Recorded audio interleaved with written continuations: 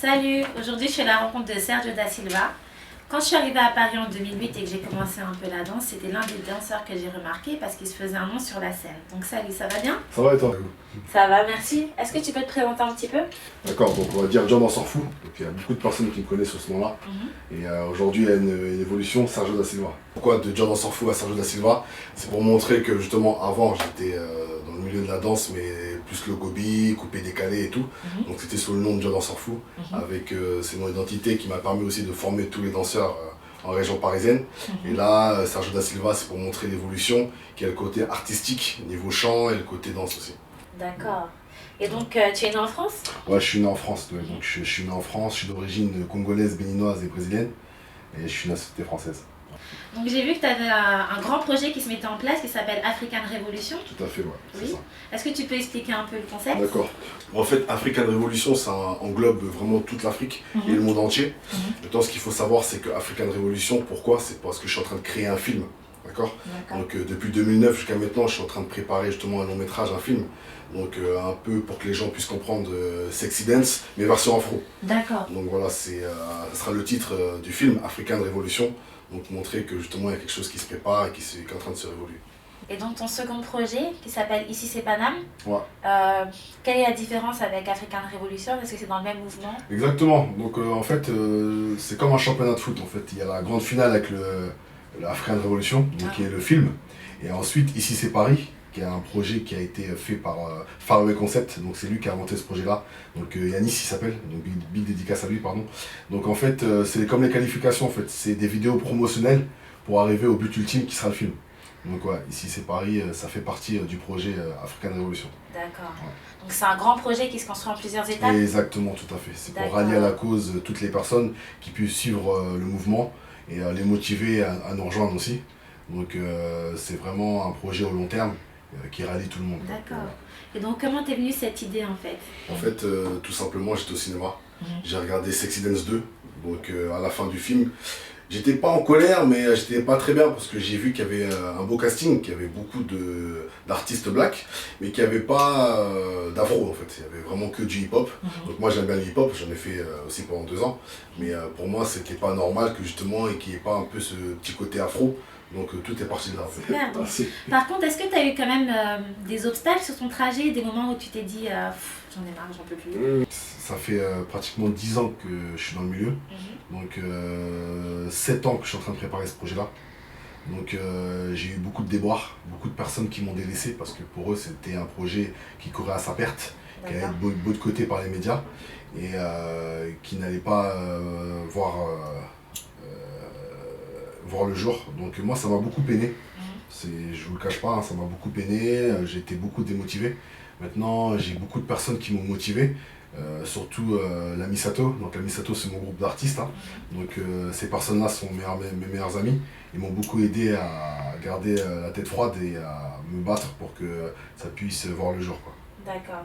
Donc à la base, on t'a dit que African Revolution n'avait pas sa place en France ou même à Paris. Exactement, on n'avait pas sa place tout court. On m'a délaissé parce qu'on m'a dit que je m'engageais dans un projet interminable, que personne allait être allié à ma cause et que ça allait être difficile de convaincre tout le monde. Donc ouais, j'ai vraiment galéré, c'est le mot adéquat, pour arriver jusqu'à maintenant, mais j'ai pas lâché le morceau et au jour d'aujourd'hui je suis content de voir le résultat parce que c'est en train de prendre forme. Et comment ça se passe quand tu veux tourner un clip? Comment ça se déroule en fait? Bon, le tournage d'un clip, pardon, c'est toute une logistique, hein. C'est beaucoup d'organisation, c'est des plannings, c'est être coordonné aussi en termes de choré. Donc de 2009 jusqu'à maintenant, j'ai pu me faire en termes de contact. Donc là, vu que je suis signé chez Lyon Music, j'ai ma manageuse et tout. Donc c'est assez rapide pour pouvoir créer des clips, etc. Mais c'est vrai que c'est toute une logistique pour créer ce genre de truc. Sachant qu'en plus, quand on crée ça, il y a beaucoup de danseurs reconnus. Donc il faut que tout le monde soit content, quoi. Et donc le fait d'être formateur pour plusieurs groupes différents, est-ce que ça t'a permis un peu de relier les groupes ou est-ce que c'était plutôt un travail difficile? Non, c'est un travail difficile et je vais être honnête avec vous. Ça va peut-être pas plaire à certaines personnes, mais le problème dans le monde afro, c'est que chaque personne est individualiste. Et il n'y a pas beaucoup de personnes qui sont redevables. Moi, je sais que la seule personne qui a reconnu mon travail, ça a été Malewa, qui est une personne qui est la meilleure danseuse afro en France. en termes de filles. Ensuite, il y a aussi une personne qui m'a beaucoup aidé jusqu'à maintenant, donc qui travaille dans l'ombre, mais c'est une personne que je pense que les personnes qui sont dans le milieu afro ne le mettent pas assez en avant, donc il s'appelle Aimé Kabembi, c'est la MICJ. Donc cette personne-là a vu naître pratiquement tous les groupes afro qui existent actuellement, dont les Anges d'Afrique. Et lui aussi, il m'a beaucoup aidé.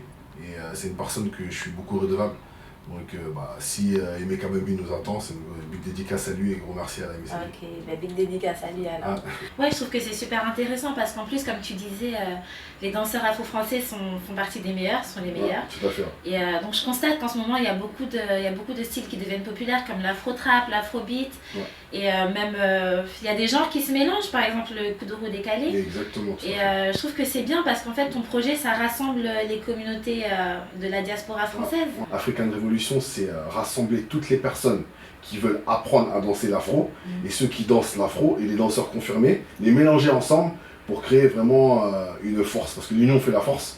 Donc moi, mon but, c'est que ce soit les Blancs, les Chinois, les Arabes, les Indiens, ou même les personnes qui vont voir cette interview qui sont au bout du monde, les rallier à la cause et qu'on puisse partager un bon moment tous ensemble. Donc pour moi, c'est une fierté, parce qu'au jour d'aujourd'hui, il y a beaucoup d'artistes qui sont sortis. La musique africaine est en train de prendre une place inconsidérable dans le monde entier, je dis bien le monde entier. Donc moi, ça me fait plaisir que quand je vais dans des cafés et tout, et que j'entends des sons comme Ça paie comme jamais, c'est énorme. Donc là, il y a un artiste qui est aussi en train de marcher, qui est parti sur Canal+, c'est un truc qui s'est jamais fait, qui est MHD, avec l'afro-trap. Donc forcément, moi je suis vraiment heureux de la communauté africaine en général et dans le monde entier, quoi. C'est intéressant parce qu'en plus en ce moment, il y a vraiment un mouvement afroféministe qui se développe en France.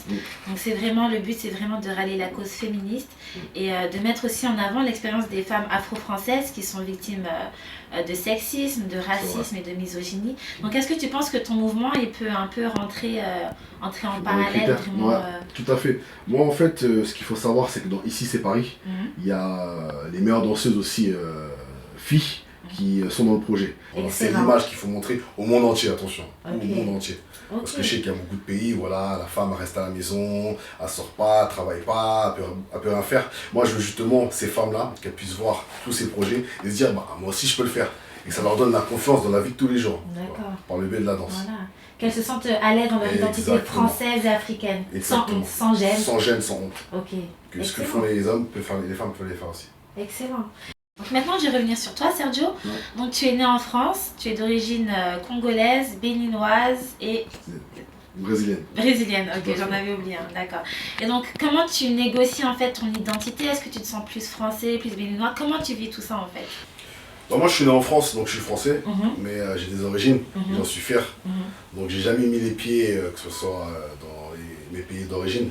Mais moi je suis beaucoup sur internet, j'essaie de savoir ce qui se passe, mais pas en termes de danse, dans la vie de tous les jours, en termes de politique aussi, savoir ce qui se passe, de me renseigner, de me brancarder. Et du coup moi mon but c'était justement de montrer au monde entier que voilà, les Africains même qui sont nés en France, on peut mettre notre pierre à l'édifice, mais avec nos moyens à nous, quoi. Et moi mon moyen à moi c'est la danse, donc la danse et la musique c'est un partage, c'est universel. Donc pour moi c'était voilà, de montrer au monde entier que nous aussi on a des richesses, mais en France. Excellent, voilà. C'est bien. Donc si je peux rendre fier mon pays par le biais de tous mes projets que je suis en train de créer en ce moment-là, franchement je serais heureux, quoi. Moi c'est vraiment ça qui me fait plaisir, c'est qu'il y ait une reconnaissance vis-à-vis de mes pays, et je cherche juste ça, pas autre chose. C'est super parce qu'en fait depuis 2008 en fait tu es vraiment un des pionniers, tu es très impliqué dans la scène africaine, dans la culture africaine à Paris.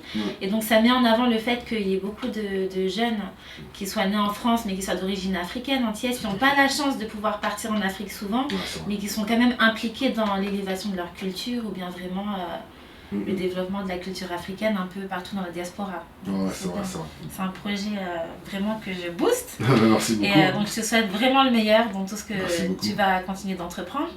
Donc ma dernière question, ça va être sur la littérature. Je vais te demander quel est ton livre préféré et pourquoi. Moi, c'est la biographie de Zlatan Ibrahimovic. Ce livre, il m'a marqué parce qu'en fait, au jour d'aujourd'hui, Zlatan, qui est au Paris Saint-Germain, il a un ego surdimensionné et on le critique beaucoup.